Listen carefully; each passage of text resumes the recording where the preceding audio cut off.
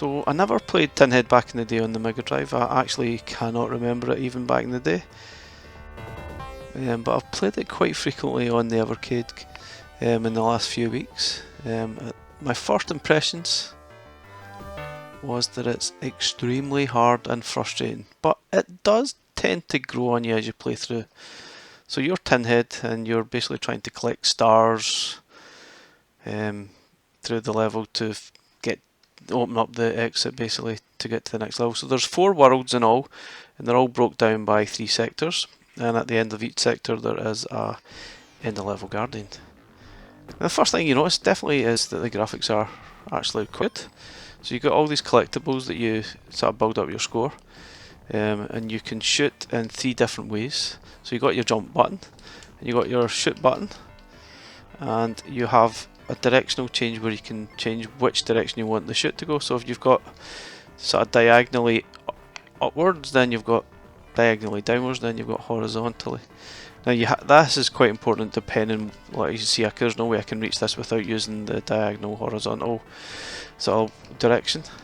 And you see you've got the love hearts, you've got 2 lives, and the sort of one in the middle there, 3, is your energy bar, which goes up to a maximum of 5. But you need to keep an eye on that. But there's plenty of energy sort of dotted around the level. There's another one, so I'll make that up to 4.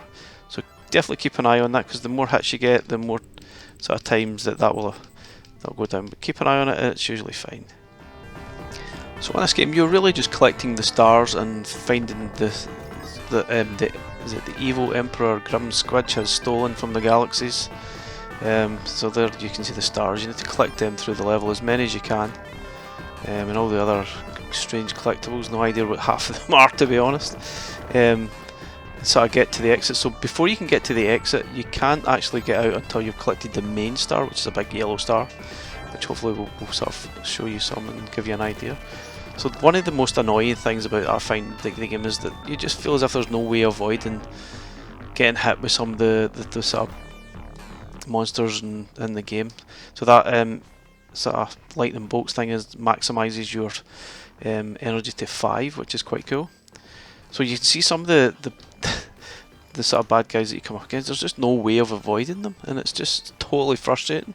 Sometimes they're just off the screen, then they jump as soon as you jump into a square and hit you, and there's no way of avoiding it. So for me, that's quite a frustration aspect of the game, and it happens quite frequently.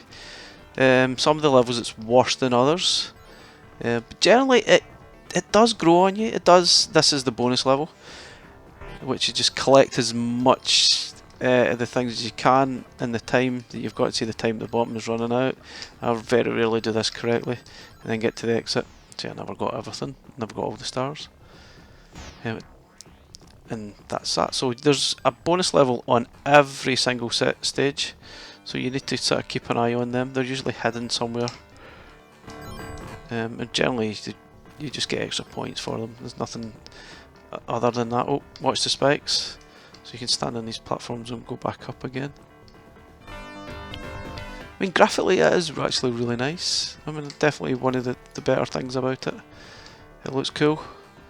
No problems with that, but it does, the gameplay can be extremely annoying.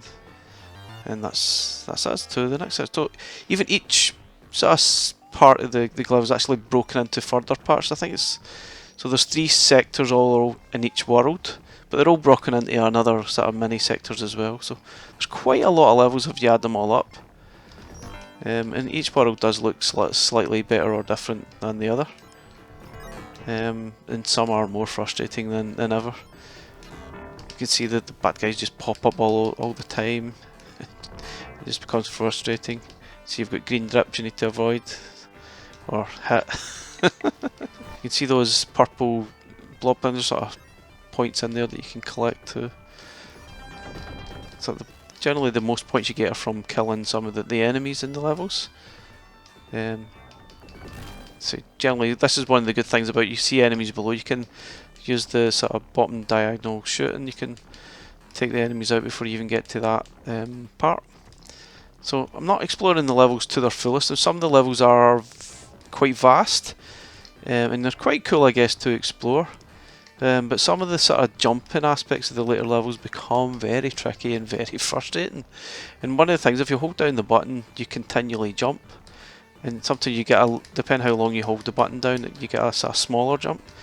Now, if you accidentally hold the button a little bit too long, you sometimes get a smaller jump when you don't mean to jump, and it causes no end of frustration. And sometimes I can't help thinking that the collision detection is slightly off. Like there, I didn't really feel as if I was quite touching those spikes, and you sort of, look, it's fine now. Sometimes you feel as if you're not touching them and you get hit.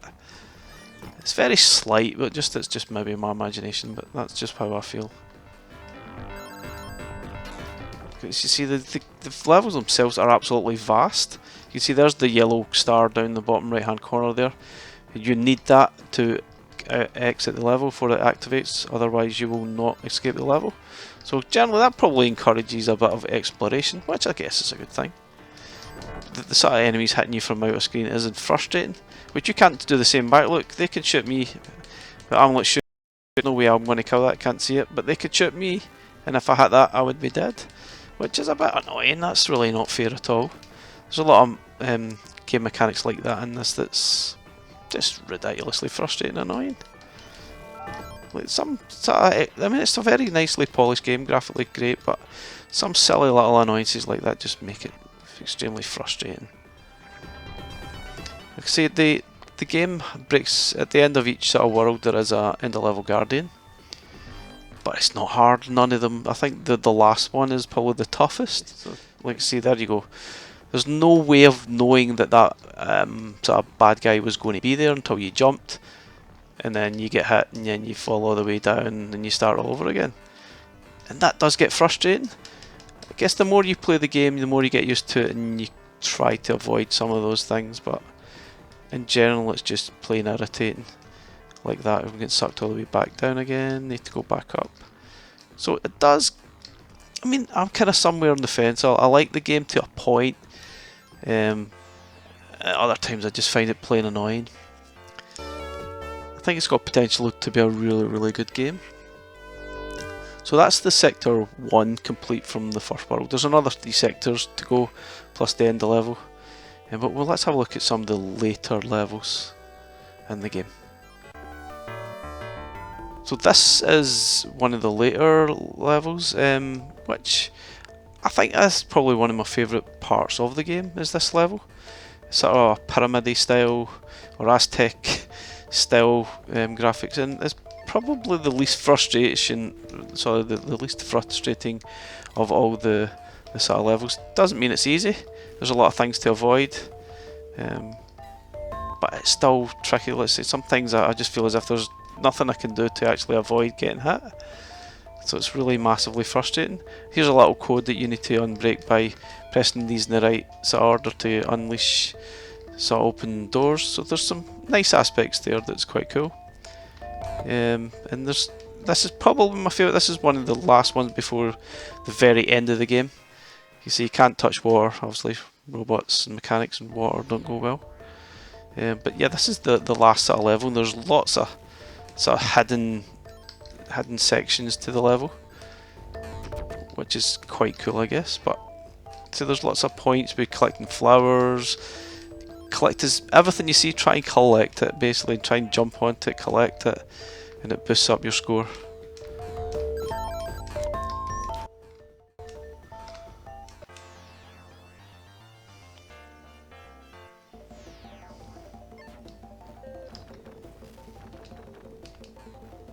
So overall, this is one of the very last end of level guardians, so spoiler alert if you don't want to see any more.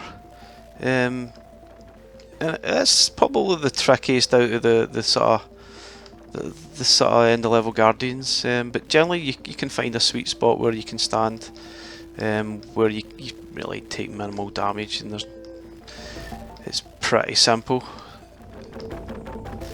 Sometimes it's generally all about having a little bit of patience when you're playing the game. Just keep shooting, just keep hoping.